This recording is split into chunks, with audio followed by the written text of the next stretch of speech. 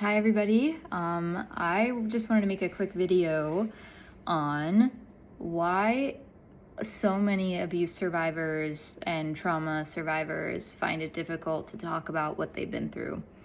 There are so many reasons for this, but I was just thinking about this. I had a scenario kind of just randomly play through my head and a conversation, and I was thinking of this and I wanted to talk about it just to create education, expand people's awarenesses, and really try to just shed insight on my perspective as to one of the reasons why people find it difficult to open up and to trust and to create connections. In pretty much every relationship, every intimate relationship, platonic or romantic, whatever the category is, there's a period where people start to get more vulnerable with one another and people share more about their lives and open up more, and there's more trust and safety established, and kind of let down our guards and just open up and share more. And as a trauma and abuse survivor and someone who very openly likes to talk about these things, to empower other people and to inspire, educate, whatever, a lot of the times in the past, when I have gotten to that place in mostly friendships where people are curious about my past and about, life and the things that shape me and whatnot.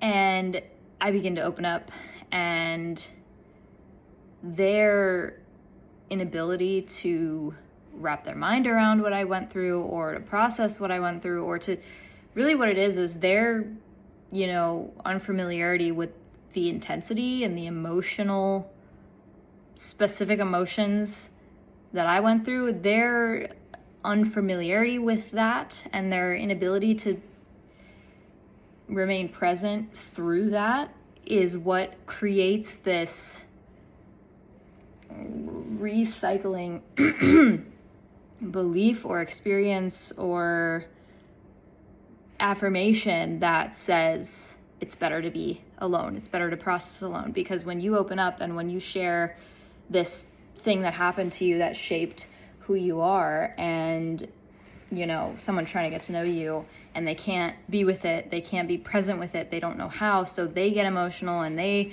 have a reaction. And when you think it's safe for you to be vulnerable and open up, this other person who you're trusting to not even necessarily hold, but just witness a part of you, a part of your past, they don't even have the capacity to do that, to hold that, to be with it, to witness it. And instead, this is subtle sometimes, but what happens is, for a lot of people, they subtly or obviously overpower the conversation or the dynamic with their own discomfort.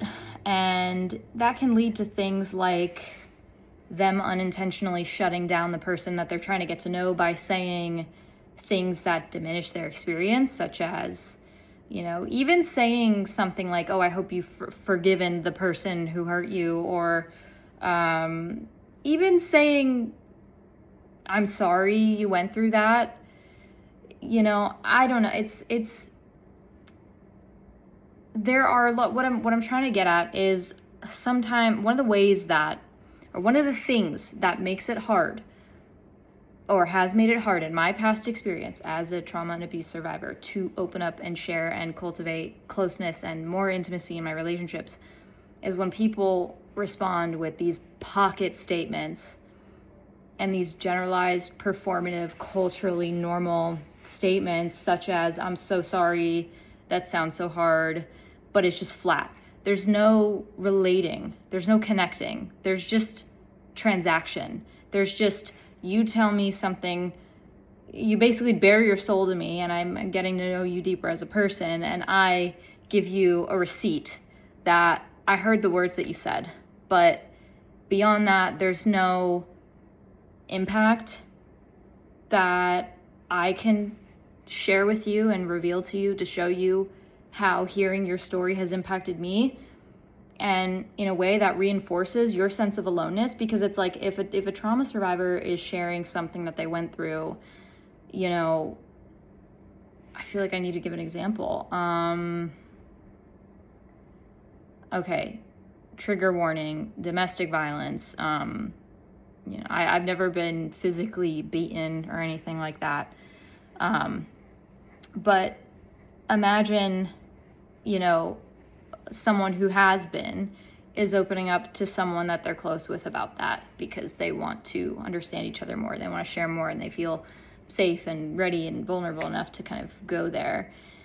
And they begin to do that, and the person hearing about the person who got beat and hearing about the scars that they left, and the terror and the fear and the loneliness and whatever defined their experience and whatever they had been carrying with them.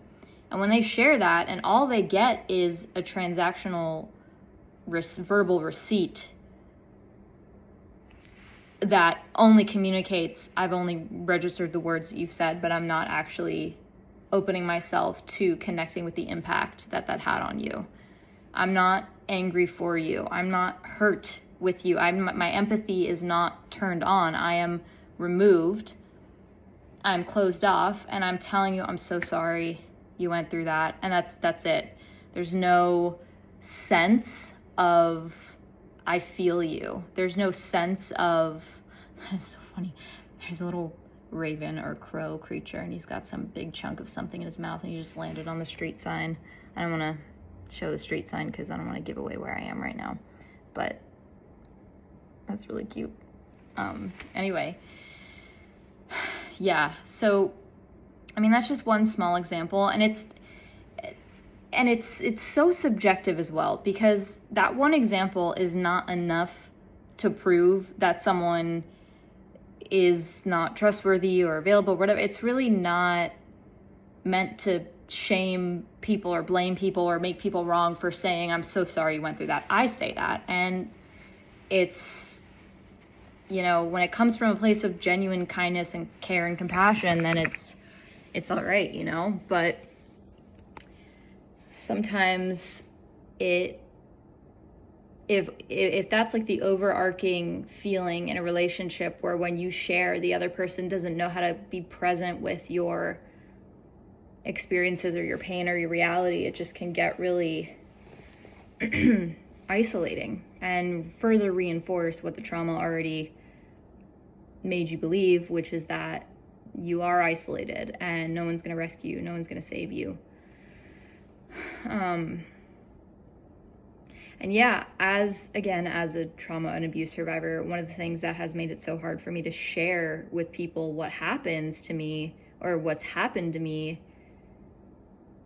is when people don't know how to be uncomfortable. And when I say that, I mean people don't know, people haven't developed the capacity to observe the sensations of their emotions and to be objective about it, to remove their sense of identification